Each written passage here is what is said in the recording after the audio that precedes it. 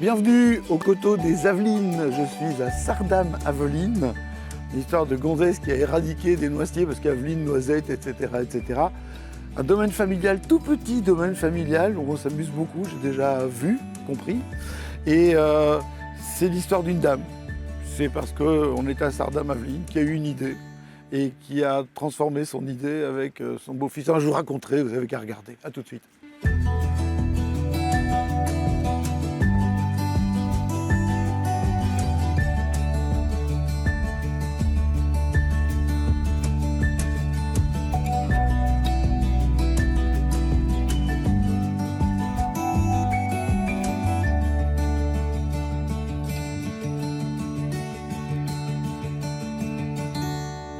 Salut Arnaud. Salut Eric. Ça va? Ça va très bien. C'est une première pour moi. C'est la première fois que je viens aux Avelines. C'est pas la première fois qu'on se voit, mais c'est la première fois que je viens. Alors, les Avelines, c'est une histoire extraordinaire. C'est un gîte, déjà magnifique, il faut le dire. Et toi, ton histoire, elle commence avec ta belle-mère. Oui, c'est ça. Ma belle-mère était exploitante agricole et elle avait envie de se diversifier. Elle aimait bien tout ce qui pousse. Elle avait déjà fait un stage notamment au domaine du Chapitre et elle avait envie de planter des vignes dans le fond de son jardin. C'est comme ça que l'idée est venue. En fait, t'as couché pour réussir. Non. Un peu de choses près. Elle en parle à mon épouse. C'est ce que je viens de dire. Voilà. Je suis ingénieur de formation, j'ai le même employeur depuis 2005. J'avais envie de faire quelque chose en plus. Et voilà, c'est comme ça qu'un duo belle-mère-beau-fils s'est créé.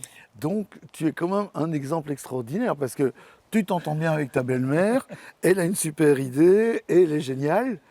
Et vous faites du vin, et malheureusement, ta belle-mère disparaît. Oui, elle a une maladie, et voilà, on a dû rapide, chambouler l'agenda. C'était pas exactement comme ça qu'on avait prévu les choses. On ne prévoit jamais ce genre de truc, Non. heureusement, peut-être. Mais tu as continué le projet, et donc quelque part, elle est toujours là. Elle veille sur Elle est vous. toujours là. Je pense qu'elle doit être très fière de ce qu'on fait sans elle maintenant, parce qu'elle faisait 80% de la viticulture toute seule. Et donc on a dû remplacer ça par moi, mais aussi par tous les gens. On a une ASBL et on est vraiment très très bien entouré. La famille, les amis, les membres de l'ASBL, c'est très convivial. Tout le monde est là, et ben c'est la force des vignobles, ça réunit les gens et ça maintient la vie. Alors évidemment, on est en Belgique, donc il doit pleuvoir à un moment ou un autre. Hein. On est en plus dans les vendanges, tu as commencé les vendanges, tu vas les finir. Donc il pleut entre les vendanges. On va les se mettre à l'abri parce que moi je ne suis pas équipé pour la pluie aujourd'hui. J'ai mon gras à moi et puis on va voir les vignes.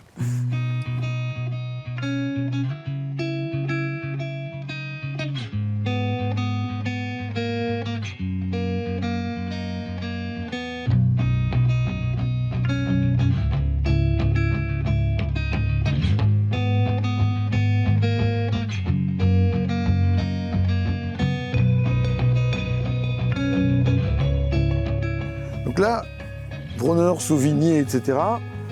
On vendange et c'est la fin. Ce sera fini les vendanges la semaine prochaine, c'est ça? Non. Le Sauvigné, à mon avis, il est pour fin septembre, plutôt même début octobre. D'accord. Donc les vendanges, ça s'étale large, hein, ouais. Ça se fait pas en 2 jours. Il y a un truc dont tu me parlais, qui je trouvais assez rigolo et qu'on peut raconter à ceux qui nous suivent.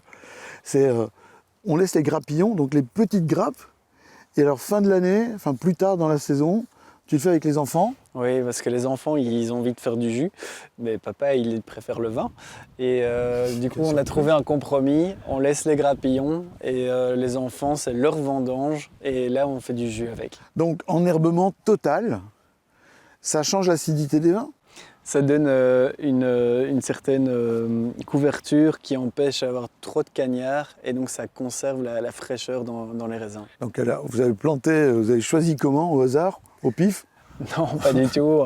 On a fait des consultances, mais on a surtout goûté ce qui se faisait en Belgique. On voulait voir un peu ce qui se faisait sous notre climat, hein, parce que si on aime bien de la Syrah du sud de la France, on n'est pas certain que ça pourra fonctionner en Belgique, même s'il y en a qui essayent.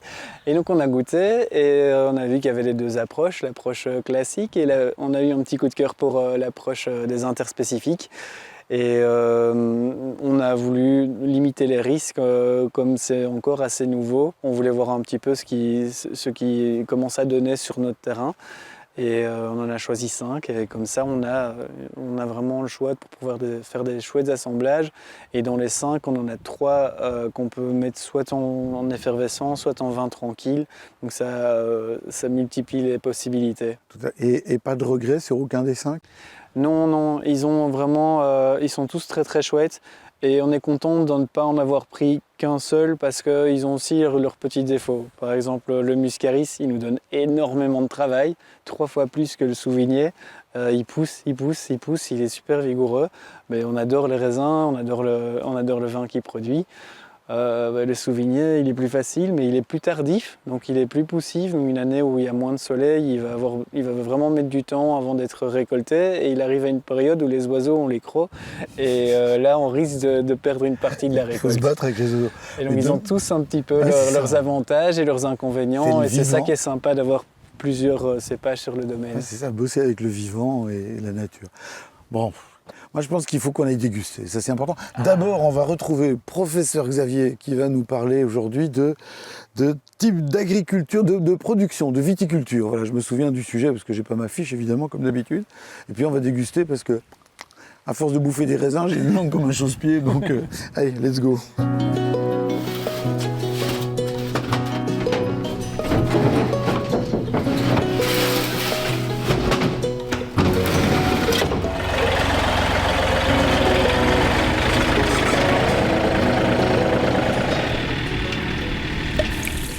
Pour cultiver du raisin, qui n'est rien d'autre qu'un produit de la terre, le vigneron a plusieurs possibilités. Soit il va travailler avec des produits chimiques qu'il va répandre, même si le raisin n'en a pas besoin, pour préserver sa récolte. Il peut ainsi passer 7, 8, 10, 12 fois sur une centaine de jours pour protéger sa récolte. Ou alors il peut travailler d'une manière dite raisonnée, c'est-à-dire qu'il va traiter les raisins, mais uniquement en cas de besoin urgent, comme une attaque de idiome, de mildiou, etc. Ensuite, vous avez la culture bio.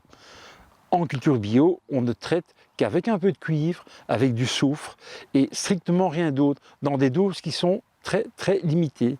Derrière ça, vous avez la biodynamie, qui pousse un peu plus loin le bouchon au niveau bio, et travaille en fonction des cycles lunaires.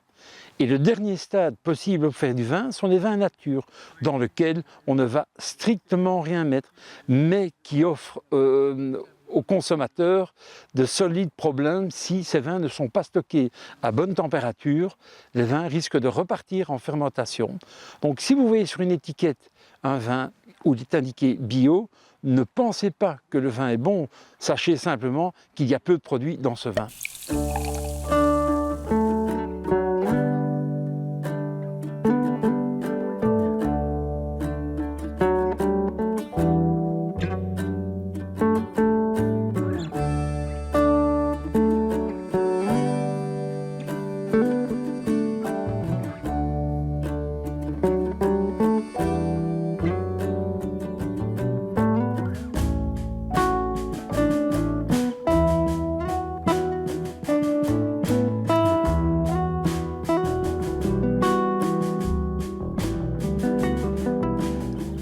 Bon les amis, il est temps quand même de passer aux choses essentielles. Ah non, tu voulais servir toi-même, je sais que tu y tiens particulièrement. C'est ta bouteille. Alors c'est une bouteille qui a été médaillée au concours mondial de Bruxelles, qui était créée d'ailleurs par une boîte du Brabant Wallon, qui a été créée à Nivelles par la famille Avaux. C'est toujours la famille Avaux qui est à la tête de ce truc-là. Quand même, entreprise mondiale, numéro 1 mondial dans sa catégorie. C'est quand même énorme comme truc. Hein. Et donc, ils t'ont mis une médaille d'argent parce que tu étais gentil, bien coiffé, avec cette cuvée à base de Solaris et de Sauvigné Gris, des interspécifiques. Oui, tout à fait, maître, cher maître. Oui. On goûte. Le fameux Piwi. Voilà. Et cette millésime, c'est 22 2023. 23. Qu'est-ce que tu racontes sur le millésime? C'était une super belle année. On a fait une belle production. Ici, il a eu le temps un peu de se patiner. C'est notre cuvée la plus élégante avec de la complexité, de la longueur, à la fois du fruit, à la fois des épices. Et c'est une association qui marche bien. C'est les deux cépages un petit peu aux opposés entre le Solaris qui est le plus hâtif chez nous, qui apporte le soleil, le sucre, maturité, la rondeur, la chaleur, Et le Sauvigné qui, lui, met beaucoup plus de temps à mûrir et qui apporte une structure, une belle vivacité, de la complexité. Côté un peu plus végétal aussi. Un peu plus végétal. Xavier, tu as remarqué qu'on a vu d'autres vignerons. Oui. Ici, les verres, c'est généreux. Hein. Oui, C'est tout 3 à verres à fait. la Oui, bouteille. oui, 3 verres à la bouteille, ça suffit largement. En tout cas, merci pour cette magnifique balade, cette C'est un visite. superbe fruit, une belle acidité en finale, c'est très chouette. C'est un chouette vin d'apéritif, Ouais. mais c'est un chouette vin aussi sur des fromages, avec des chèvres, des machins comme ça. Un Oui, poisson sur plein en de trucs. sauce. Un poisson en sauce, bien sûr, c'est un truc... Oui, ça, quand on parle de fromage et vin blanc, on passe pour des hérétiques, et pourtant. Ah, Et ça, pourtant. c'est et comme ça qu'il a perdu ses cheveux, il était scalpé. Quels cheveux. Quels cheveux. À votre santé. Santé. À votre Santé. santé. Merci de l'accueil, en tout cas, dans ce bel endroit. Merci de nous avoir montré ce gîte, parce que vous ne le savez peut-être pas, mais maintenant vous avez compris. Vous pouvez venir faire un tour ici, vous pouvez gîter, ce qui est quand même pas mal, puis il y a de l'eau, vous pouvez gîter jusqu'au bout, vous pouvez couler après, etc., on peut tout faire. Les vignobles du Brabant wallon sont quand même des choses à visiter, ils sont petits, ils sont grands, 6600 pieds, c'est un petit vignoble. La rentabilité est prévue pour dans 3 générations. En théorie, c'est ça, on est d'accord. On n'est pas là-dedans. À peu près, on n'a pas une vision de rentabilité, il y a du plaisir. Et ça, c'est quand même vachement important. Un gîte, du vignoble de qualité, du plaisir, quoi d'autre? What else, comme dirait. What else, comme disait le mec qui fait du café. On est dans le pinard, gros. Qui lui a des cheveux. Voilà, exactement. En tout cas, on se retrouve sur TVcom, bien sûr. On se retrouve sur Destination BOE, qui est le portail qui va abriter les vidéos. Et puis un peu partout, parce que je suis certain que ça va tourner. Et puis vous allez faire tourner aussi ces séquences. Merci à vous d'avoir été fidèles. C'est quand même bien d'avoir des fidèles. À bientôt. Et n'oubliez pas, si c'est dans le Brabant wallon, c'est que c'est bon.